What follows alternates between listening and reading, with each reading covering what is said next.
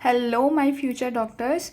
आज का टॉपिक है मेल रिप्रोडक्टिव सिस्टम। बहुत टाइम बाद मैंने वीडियो ये अपलोड कर रही हूँ। इससे पहले मैंने फीमेल रिप्रोडक्टिव सिस्टम पे ऑलरेडी वीडियो एक बना रखा है।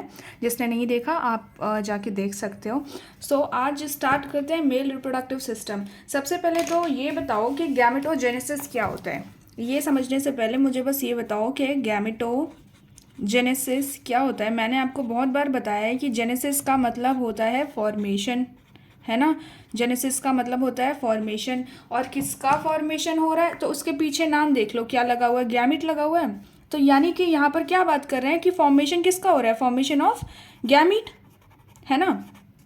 अब ये बताओ कि गैमिट जो है मेल में क्या होता है और फीमेल में क्या होगा। आपको पता है कि मेल में गैमिट होता है स्पर्म और फीमेल में गैमिट होता है क्या, ओवा। यही होता है। अब जहाँ पर स्पर्म बनता है या जहाँ पर ओवा बनता है उसको अपन क्या बोलते हैं, प्राइमरी सेक्स ऑर्गन। जो भी मतलब जहाँ पर जो चीज़ का बन रहा है, प्रोडक्शन हो रहा है, फॉर्मेशन हो रहा है, उसको हम प्राइमरी सेक्स ऑर्गन बोलते हैं। तो अगर मैं स्पर्म यानी कि मेल में पूछूँ तो आप क्या बोलोगे, भाई स्पर्म कहाँ पर बनता है, टेस्टिस में। तो इसमें होगा टेस्टिस। और अगर फीमेल में बोलो तो फीमेल में आप बोलोगे ओवरी। इतना समझ में आया। अगर इसमें भी आगे देख लिया जाए तो देखो इसमें स्पर्म बन रहा है और इसमें ओवा बन रहा है। अब बेटा देखो स्पर्म बनने के प्रोसेस को क्या बोला हमने, स्पर्मेटोजेनेसिस। तो मेल में क्या होता है, स्पर्मेटोजेनेसिस। और फीमेल में क्या होगा, ओवा का फॉर्मेशन, उसको क्या बोलते हैं उस प्रोसेस को, oogenesis। क्लियर हुआ इतना, आपको इतना समझ में आया। अब देखो यहाँ पर आपको एकदम क्लियरली समझ में आएगा कि मेल रिप्रोडक्टिव सिस्टम में क्या क्या चीज़ें आती है। सबसे पहले तो आता है primary sex organ. Primary sex organ अभी मैंने आपको बताया। अभी हम मेल की बात कर रहे हैं ना, तो मेल में क्या आ जाएगा, टेस्टिस। टेस्टिस आ गया। देन हम बात करेंगे इसी के अंदर फिर आएगा एक्सेसरी डक्ट। एक्सेसरी डक्ट और साथ में आएगा एक्सेसरी ग्लैंड। ठीक है।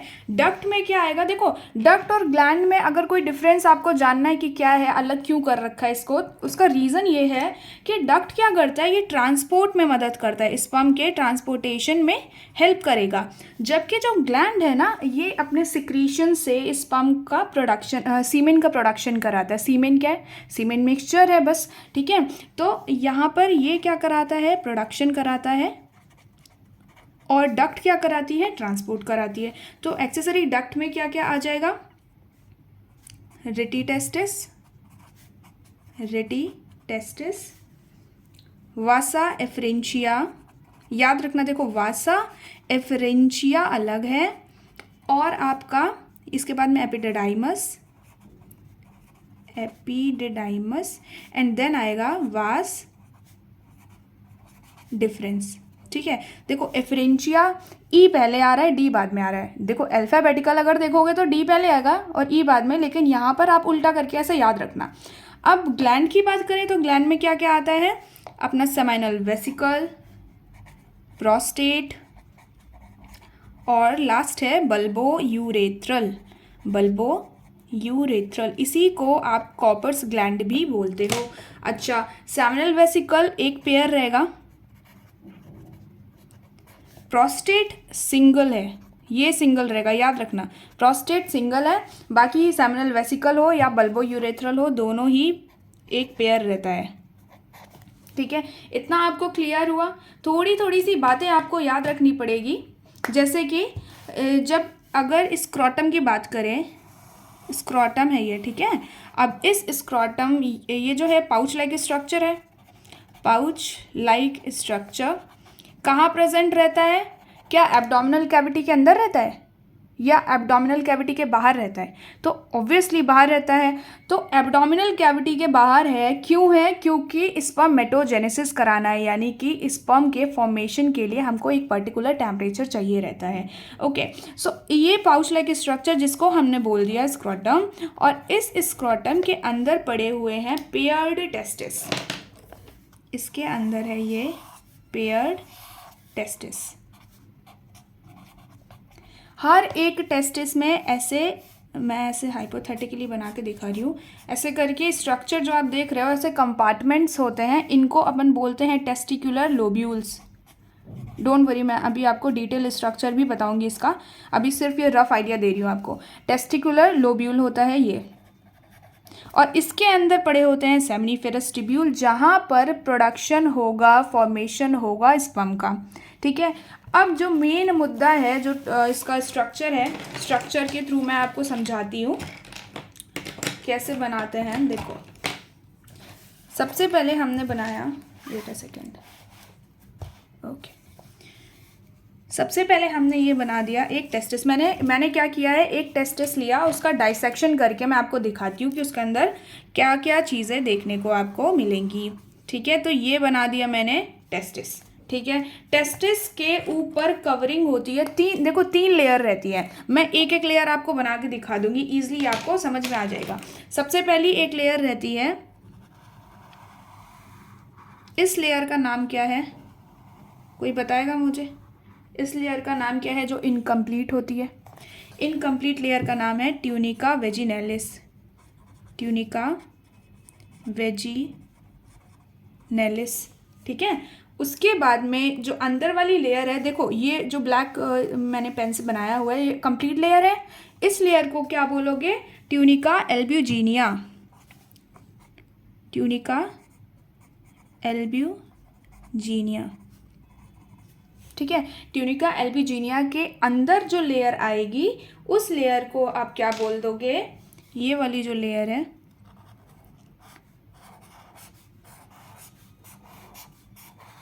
इस लेयर को बोलोगे ट्यूनिका वेस्क्यूलेरिस। ट्यूनिका वेस्क्यूलेरिस। देखो वेस्क्यूलेरिस आ रहा है यानी कि वेसल से रिलेटेड है, यानी कि यहाँ पर ब्लड वेसल प्रेजेंट रहेंगी, ब्लड सर्कुलेशन बढ़िया से रहेगा, है ना। तो अब ये जो ट्यूनिका वेस्क्यूलेरिस है, इससे कंपार्टमेंट बनते हैं। मैंने अभी आपको रफ आइडिया दिया था ना यहाँ पे कि 250 कंपार्टमेंट्स जो बनते हैं, उसी को हम क्या बोलते हैं? इसको आप क्या बोल दोगे? Testicular lobule. इसको आपने क्या बोल दिया? ये जो 250 कंपार्टमेंट देखने को मिलेंगे, इसको बोलोगे टेस्टिकुलर लोब्यूल। ये कितने होते हैं? ये इंपॉर्टेंट है भाई। टेस्टिकुलर लोब्यूल कितने रहते हैं? 250 कंपार्टमेंट्स इन ईच टेस्टिस। अगर वो आपसे दोनों टेस्टिस में पूछेगा तो कितने बोलोगे? 500। मैं सिर्फ एक टेस्टिस की बात कर रही हूँ, तो ये 250 आप बोलोगे। अब हर एक टेस्टिस के अंदर बहुत ही कॉइल, बहुत घुमा घुमा रहता है एक स्ट्रक्चर, जिसको आप क्या बोलते हो बताओ? बहुत ही coiled structure, highly coiled structure present रहता है, जिसको आप बोलोगे सेमिनिफेरस ट्यूब्यूल। Seminiferous tubule. ठीक है, ये जो है एक टेस्टिकुलर लोब्यूल में 1 होगा, 2 होगा या 3 होगा। ठीक है, 3 से ज़्यादा नहीं रहते हैं। इसका आप ये काउंट याद रखोगे, 1 2 3 seminiferous tubule in each testicular lobule. क्या बोला मैंने? टेस्टिस के अंदर टेस्टिकुलर लोब्यूल, टेस्टिकुलर लोब्यूल के अंदर सेमिनिफेरस ट्यूब्यूल। ठीक है, अब सेमिनिफेरस ट्यूब्यूल के बाद में जो स्ट्रक्चर आएगा, इसको क्या बोलोगे? ये जो स्ट्रेट स्ट्रक्चर आपको देखने को मिलता है, इसको क्या बोलोगे? पता है किसी को? इसको बोलते हैं ट्यूबुलाई। इसको बोलते हैं ट्यूबुलाई रेक्टाई।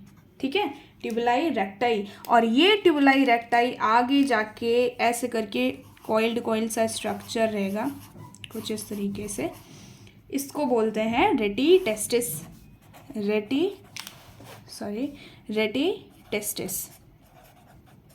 रेटी टेस्टिस के आगे अगर हम बात करेंगे, ये बहुत इंपॉर्टेंट है। यहाँ पे याद रखना कि रेटी टेस्टिस के बाद वाला जो स्ट्रक्चर है, तो आपसे ये पूछ सकता है कि कौन है जो बाहर निकल रहा है, टेस्टिस से बाहर कौन सा स्ट्रक्चर निकलते हुए दिखाई देगा आपको, तो वो आपका आ जाएगा यहाँ पर। ये वाला जो स्ट्रक्चर रहेगा, इसको आप बोलते हो वासा एफरेंशिया।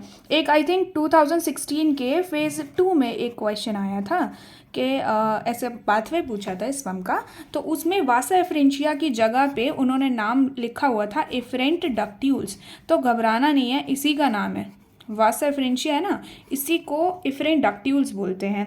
ठीक है, ये कितने रहते हैं? 10 to 12 रहेंगे। उसके बाद में ये खुलता है, ये आगे खुलेगा जाके कुछ इस तरीके से, ऐसे।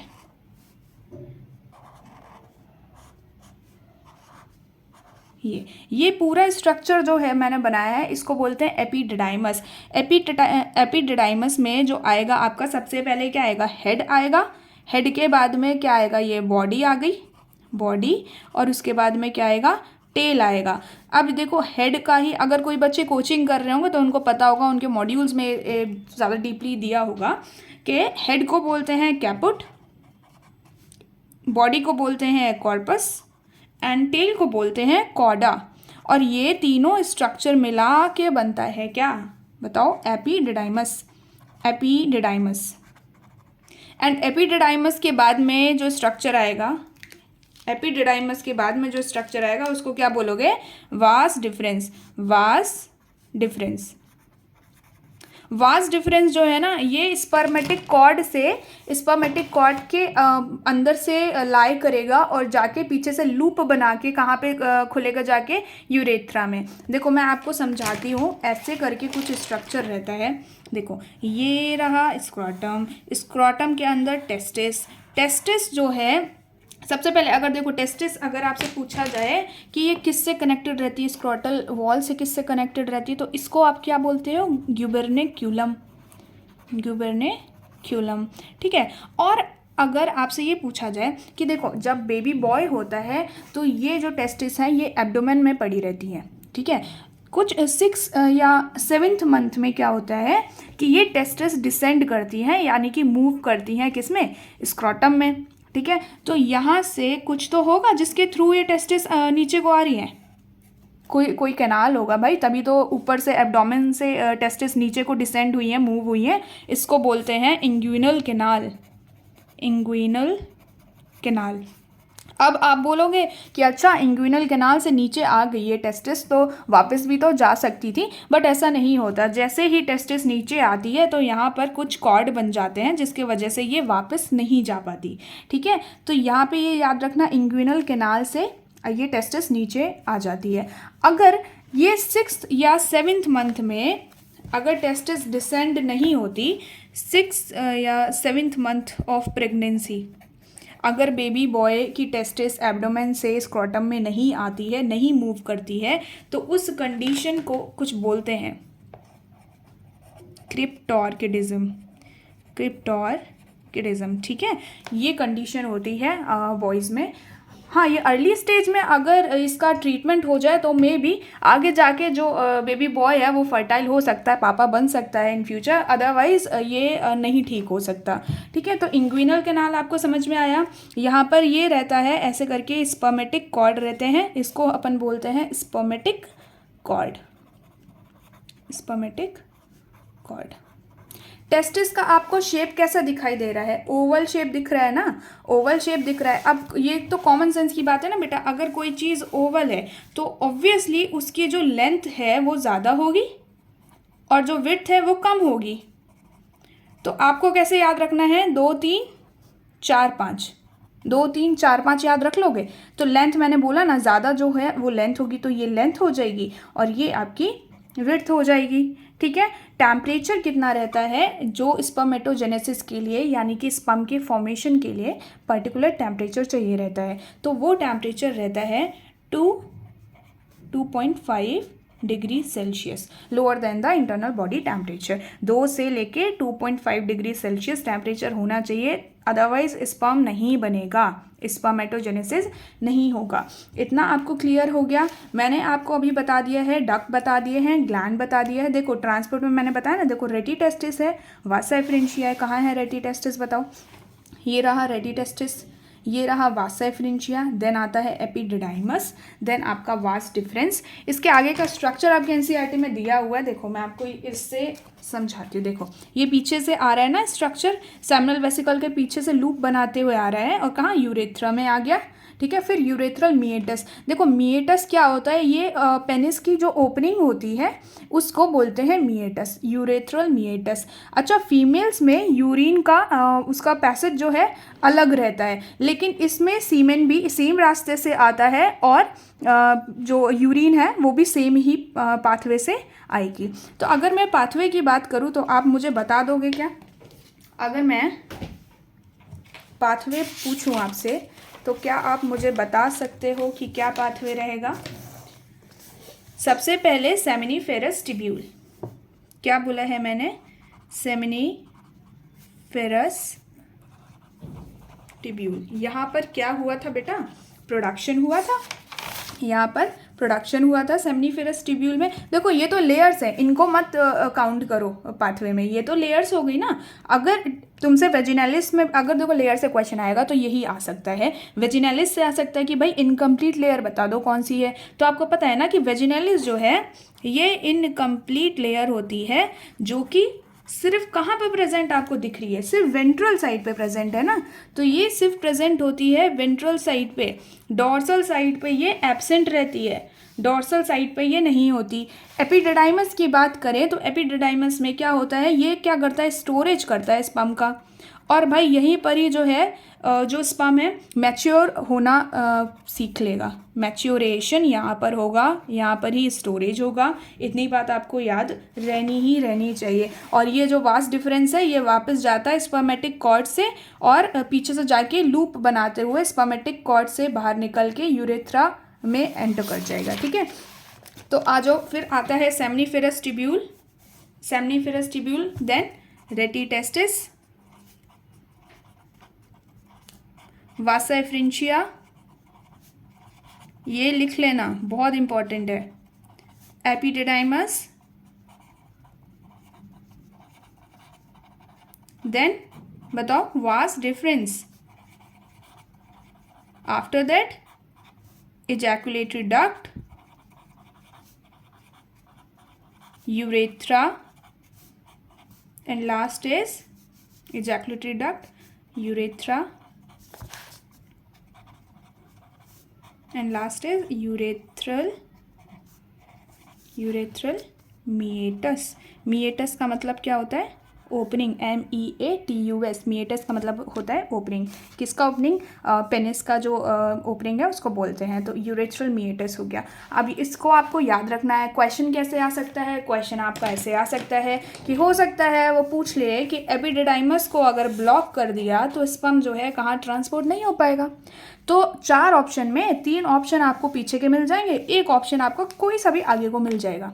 ठीक है, तो जो एपिडिडाइमस के आगे वाला जो ऑप्शन होगा वही आपका करेक्ट आंसर होगा। ठीक है, ब्लॉक करके पूछ सकता है या फिर एज इट इज ऐसे जंबल करके पूछ लेगा कि पाथवे बताओ भाई, पाथवे बता दो स्पर्म का, डायरेक्टली पूछ लेगा, या फिर ब्लॉक करके पूछेगा। तो ये 2 क्वेश्चन डिजाइन होते हैं इस पाथवे से। पाथवे ऑफ स्पर्म आपको याद होना चाहिए। मैं फिर बोल रही हूँ, सेमिनिफेरस ट्यूब्यूल जहाँ पे प्रोडक्शन होगा, rete testis, vasa efferentia, epididymis, vas deferens. इसमें कंफ्यूज मत होना, ज़्यादातर देखो एपिडिडाइमस ही ब्लॉक करता है। क्यों? रीज़न है ना, क्योंकि यहाँ पे कंफ्यूज होने के चांसेस हाई रहते हैं। या तो आप एफ्रेंशिया को ऊपर कर दोगे, डिफरेंस को ऊपर नीचे कर दोगे तो बस गलत हो गया। वो एफ्रेंशिया ऊपर आएगा, जो बड़ा नाम है वो ऊपर आएगा, छोटा वाला नाम नीचे आएगा। Efferentia, epididymis, vas deferens, ejaculatory duct, urethra, and the last one is urethral meatus। I hope आपको इतना समझ में आया होगा। अब ज़रा इसी से ही थोड़ा क्वेश्चन बताओ मुझे। अगर मैं आपसे पूछूं स्ट्रक्चरल एंड फंक्शनल यूनिट बता दो भाई। चलो, structural and functional unit of testis क्या होता है? सेमिनिफेरस ट्यूब्यूल, बच्चा जानता है, seminiferous tubule. And the next one is structure located at dorsal surface of testis. Dorsal surface पे कौन है? देखो ये वेंट्रल सरफेस है, ये वाला डॉर्सल सरफेस है। तो डॉर्सल सरफेस पे आपको कौन दिखाई दिया? एपिडिडाइमस दिखाई दिया। तो आंसर क्या होगा इसका? एपिडिडाइमस। इनकम्प्लीट लेयर, बार बार बोल रही हूँ मैं, क्वेश्चन अगर लेयर से आता है तो वो यही आता है। आंसर होगा ट्यूनिका वेजिनेलिस। शेप अगर टेस्टिस का पूछा जाए तो क्या बोलोगे? Oval shape. लेंथ अगर पूछी जाए तो क्या बोलोगे, मैंने अभी याद कराया ना 2 3 4 5, तो लेंथ होगी 4 से 5 सेंटीमीटर, विड्थ होगी 2 to 3 centimetre. Temperature necessary for spermatogenesis, कितना टेम्परेचर रहना चाहिए स्पर्म बनने के लिए, तो आप बोलोगे 2 to 2.5 डिग्री सेल्सियस। ठीक है, ये आपका आंसर हो जाएगा। आई होप आपको ये वीडियो समझ में आया होगा। नेक्स्ट वीडियो में भी हम इसी से ही स्टार्ट करेंगे, थोड़ा सा पोर्शन रह गया है जिसमें कि मैं आपको बताऊंगी ये सेमनीफेरस ट्यूब्यूल का डाइसेक्शन करके बताऊंगी। आई होप आपको ये वीडियो पसंद आया होगा। मिलते हैं नेक्स्ट वीडियो में, तब तक tata bye bye, take care.